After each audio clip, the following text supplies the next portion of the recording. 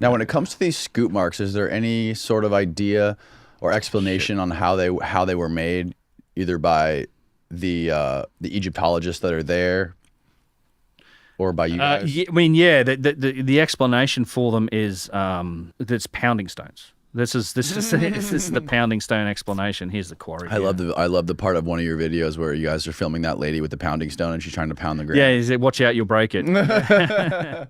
Yeah, let me pull up this. What is this right here? So this is the obelisk. Okay. This is the unfinished obelisk, and you talk about scoop marks. There's a few of them on top of it. Oh wow.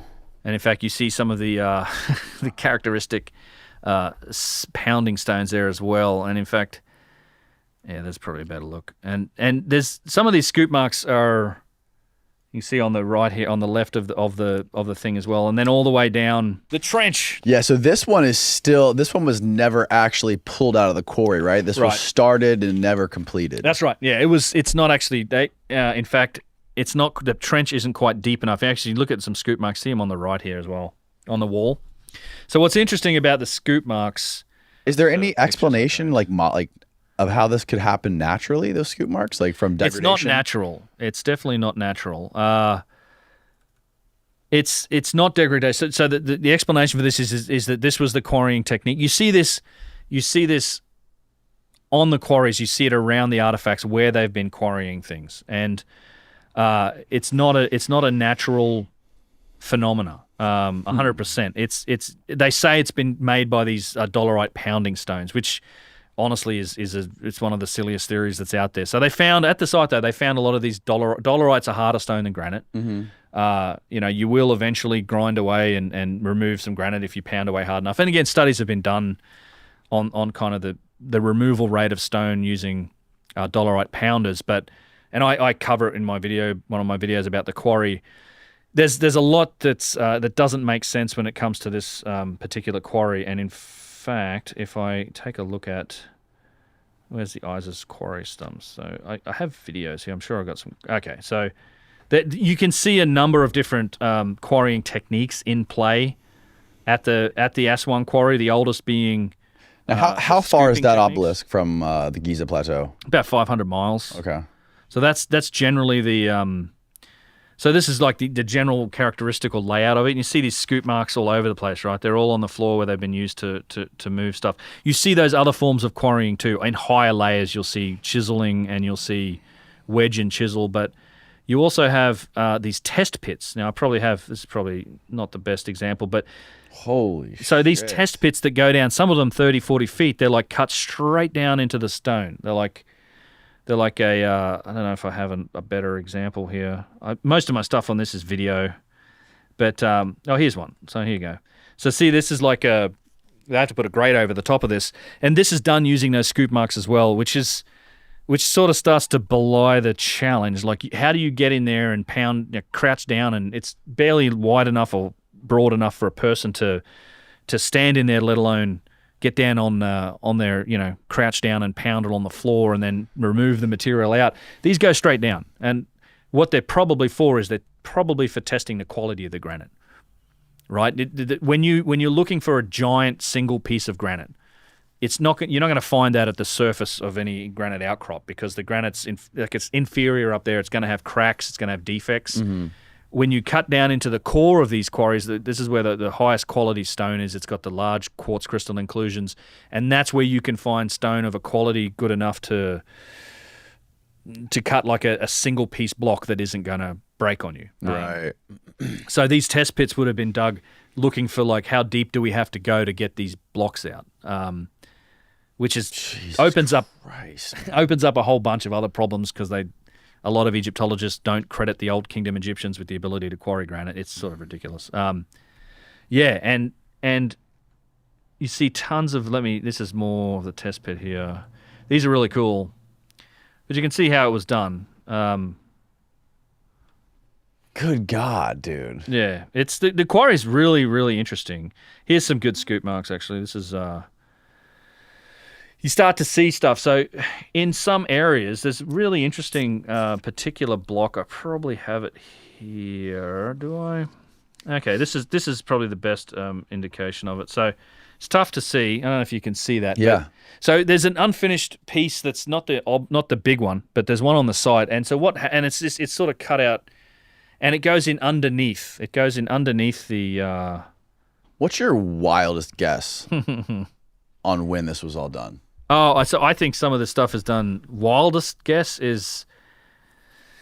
I mean, I would open up the range from 50,000. I mean, I don't think it's necessarily just before the Younger Dryas Cataclysm, put it that way. Like, it's a possibility that the civilization that might have done some of this might have been ended by the Younger Dryas. But I actually think, given the extension of the human timeline, given the possibility that it may not have been just us, it might have been other species of hominids potentially involved. I don't know. I open up that window to like potentially hundreds of thousands of years. What do you mean other species of hominids? Well, Denisovans, Neanderthals, we have a complex genetic history. So ourselves, our species is now out potentially 800, 900,000 years old. That's based on teeth morphology, studies into teeth morphology, studies into like when we split from a common ancestor with the Neanderthals, like our DNA train.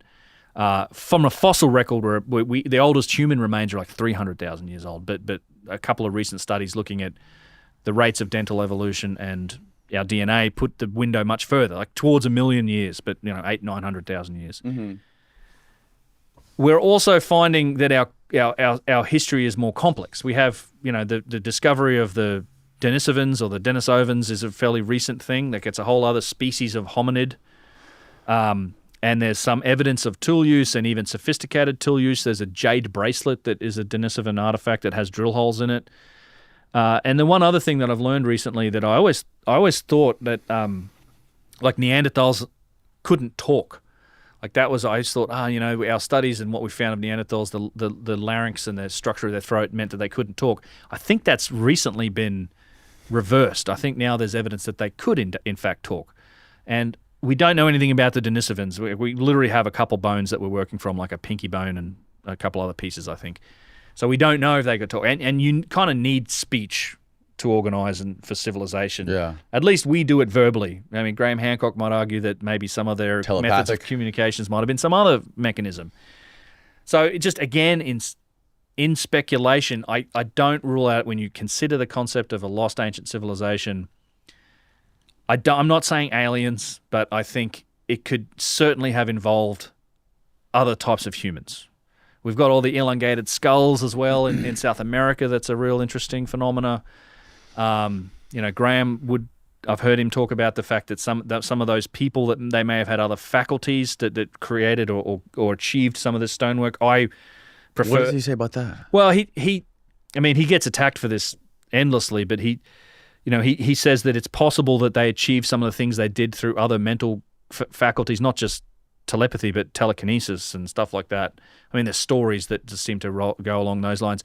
I prefer to take the technological angle, just given that we have the evidence for some of the tools and powerful tools being used and achievements being made, like these 1,000+ ton statues. I mean, God, I think I was telling you at dinner last night that, there's a quarry in Egypt that had they disconnected that one limestone block, it would have been 5,000 tons. Right.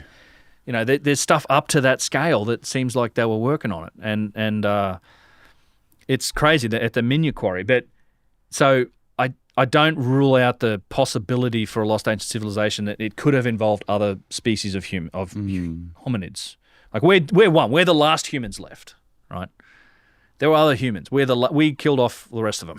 We're the last humans left. Are you aware of the evidence? I'm really fuzzy on this, but there's some sort of evidence that was found that basically says that our DNA or the telomere on our DNA, the telomeres have been like capped, or something happened where there's evidence that like a pre-civilization could have possibly had a lifespan that was like 10 times our lifespan or something.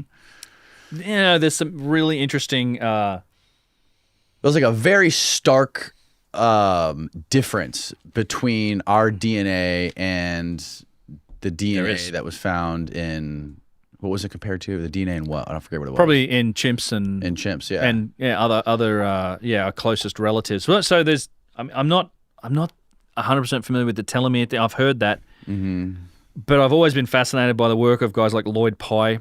Lloyd Pye, that's the guy. That's how I heard about this. Yeah, so Lloyd Pye is interesting. He has a great lecture online called "Everything You Think You Know Is Wrong."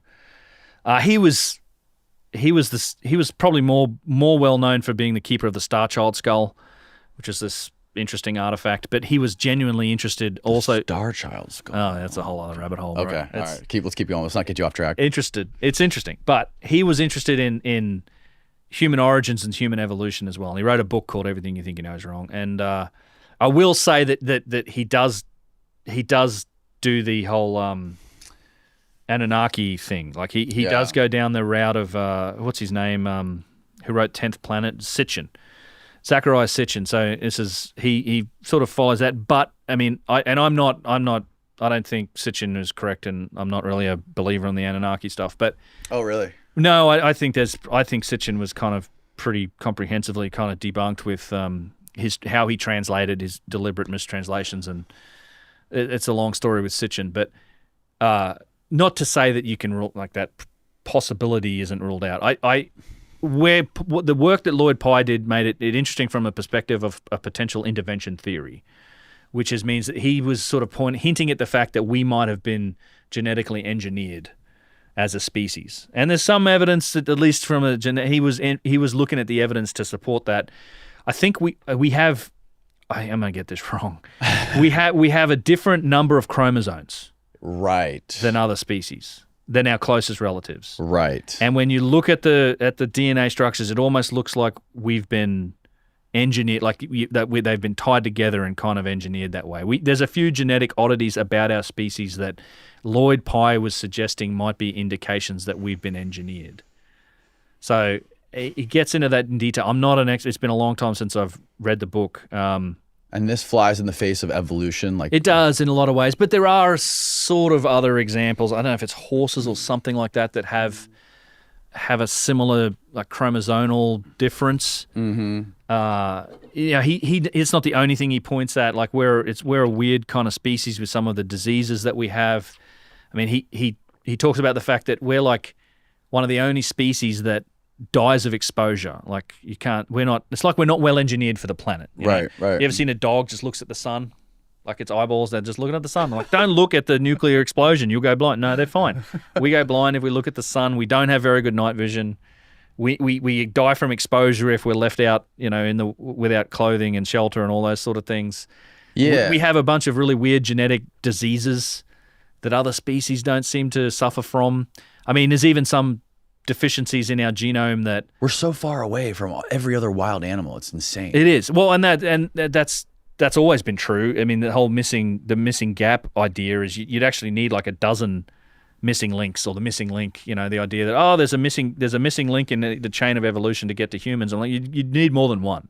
Like to go from our nearest ancestors and Neanderthals to us is a huge jump. I mean, and it's actually, he points out that in a lot of cases that gets obfuscated by the way they lay out skeletons, like by making skeletons of Neanderthals look more humanoid in terms of they space out the neck and they don't show it like it was where they had no neck and their shoulders were kind of much closer to their head. There's huge genetic and evolution gaps between us and our nearest relatives, not in a number of different areas. So he gets into that, and it's an interesting idea. Like I don't know. I don't know how to explain it one way or the other. I do rate the whole intervention theory as a possibility. So either the OG intervention theory, which is life itself, panspermia, like DNA itself coming to this world by intervention, or by just panspermia as an accident. Like comets could well be the progenitors of life in the universe. Like the fact we're learning more and more about the fact that there's, the amino acids and the building blocks of life could be contained in cometary material in those icy cores, or even if they're radioactive, they could be liquid cores. Liquid water could be carried by these things, which could contain the building blocks of life. And it's really interesting to think that, this is the mystery that's at the origin of life altogether. And, we're definitely creatures of this planet too, I'd say that. Like we trace our DNA, we're part of the tree of life of this planet. But it's the one, as far as evolution's gone, from single cell organisms through the dinosaurs to us, the one part of that that's never kind of changed, that's never evolved, is DNA itself. So the way that life gets expressed as a technology, the DNA, that's never really changed. Like DNA as a technology has not changed. It's changed its expression. Like it's the forms and the life that it creates has changed. And there's a real mystery at the point of origin of life, like how DNA came to be. You know, this is an ongoing field of research. There are people trying to figure this out. Can you, I mean, I personally think it's quite unlikely that it was a bunch of, proteins and amino acids in some warm water that got hit by lightning and boom, there's DNA. It's a very complex structure. Yes. And even by saying that, so life might have been seeded on this planet, either like Prometheus style, where the aliens came and said, sprinkled some DNA in the river and away we go, or it just arrived on a planet from somewhere else. All you're really doing is kicking the can down the road. Like it still had to start somewhere. But it's a possibility. I mean, I wouldn't be surprised if panspermia was the origin of life on this planet. Could have been another civilization. I don't know. And I think there's some interesting lines of evidence and interesting thinking from people about the idea that it could have been a more direct intervention into evolution later on in time. I'm not saying I believe that. I just think it's interesting, and it's tough to rule out some of those possibilities based on the evidence. Especially when you look at some of the stuff that we're looking at here and the stuff that you've discovered. Oh. I mean, I think with beyond a shadow of a doubt that we have proved that you and people like you have proved that we're not coming from off of a linear timeline of I would agree. At least technologically. Yeah, I would agree. So let's see if I can show this to you. It's hard to see. I wish I had these photos.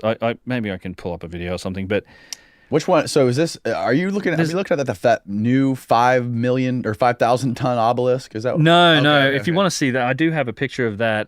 I would just say that I would finish off the quarry discussion by saying that with the scoop marks, the one other thing I'd just like to point out to people is that these are regular lines. You actually see it here. I think it's not a bad example. They start, like these scoop marks start and they're consistent and linear and they go all the way down and they actually go up and underneath this stone. So this stone's being quarried out, the one in in the foreground here. And they go all the way up and under. So it's like this one continuous tool mark. I have a long video on the scoop marks that gets into the details of why this isn't, the pounding stone hypothesis isn't a plausible example. And I think it's telling also that if you look at the quarrying methods that they will show you in the quarry, okay, there's pounding stones, which is literally with a stone or rubbing on it with a stone. And then you go up in sophistication to the wedge and chisel approach that I talked about, where you're hammering wood into, like you make these grooves and you hammer wood in. And then the other example is, you actually have straight chiseling where it's later in time and you've got hardened steel, you've got long steel chisels and you're banging it in and you're just like carving the rock and then splitting it. Yeah. So you can think of that as a sophistication goes up. But what they're extracting and the stones that they're taking out is the absolute opposite. They're using those other methods to take smaller pieces and little pieces off the sides of things. But that pounding stone method, the most primitive one, is also the one supposedly responsible for the biggest goddamn pieces you can find. Like it doesn't make any sense that the most primitive technology is the one supposedly responsible for the 1,000-ton artifacts, and there's a good example of how old that is. If I go back up to my podcast images, we go back to the quarry, is in this area here, right? So this is what's known as the harbour in the quarry. You can't normally get in here. I don't know. One time we wandered down here and we were in here, and so supposedly this is where they would park the boats, and they call this the harbour. And it's not a harbour. To me, what you're looking at is the remnants of a trench for a giant object, right? So look at this thing. So this is a piece of stone that was probably extracted from here. You see the scoop marks along the side. I think it's as big, if not bigger, than the unfinished obelisk. And it's in this lower area. I'm standing there, and it's called the harbour now. But I think you're looking at what is left after they've taken something out using this scooping technique. What's interesting about it is that it's got painting on it. It's got all these depictions of ostriches, or some people say they're flamingos, and there's all this painting on it. And what gets even more interesting about that stuff is when you look at this style of this artwork, that's in this on this area. You see it keeps going down here, and all of these walls are gone. The closer wall to us has been quarried out entirely, but this was a big trench, and this huge piece of stone was removed. That type of artwork, and I've got many more examples than just this, it matches this stuff. Now, this stuff is a style of painting and artwork that is very much associated with pre-dynastic times, right? So like before the dynastic civilization ever started, the artwork that's on the wall in that quarry matches the pottery and diagrams and drawings that we see on pottery vessels that come from pre-dynastic times, that have been found in pre-dynastic burials. So what this infers to me is that artwork done in that quarry was probably done in pre-dynastic times. It was done using the same art style. They used a much different art style. There's other carvings in the quarry where the Egyptians did their thing, the more dynastic, typical kind of hieroglyphic and artwork. This red ochre paint with the style of carving, these birds on this thing match the birds in that. There's a bunch of other examples of it.